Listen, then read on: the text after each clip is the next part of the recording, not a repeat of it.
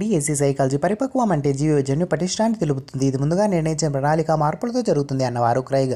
వికాస్ సూత్రాలు సరైనవి. వికాసాన్ని ప్రాగుప్తీకరించవచ్చు. వికాసం అవిచ్ఛిన్న చర్య. వికాసం అన్ని దశల్లో ఒకే విధంగా సాగదు. పిల్లల్లో వైయక్తిక భేదాలకు కారణం అనువంశికత, పరిసరాలు రెండు. బహుళ ప్రజ్ఞా సిద్ధాంతాన్ని ప్రతిపాదించిన వారు గార్డెనర్. ప్రశాంత్కు తన తల్లి మాటలు వినాలని లేదు, అలాగని ఆమెతో తిట్లు తినాలని లేదు. ఈ సందర్భంలో ప్రశాంత్ సంఘర్షణ పరిహారం మొదటి మనోవిజ్ఞాన శాస్త్ర ప్రయోగశాలను స్థాపించిన వారు విల్హెల్మ్ బండూరా ప్రకారం అనుకరణ అభ్యసనంలో మానసిక ప్రక్రియలు తదాత్మీకరణ, అంతరీకరణం క్రింది రకం.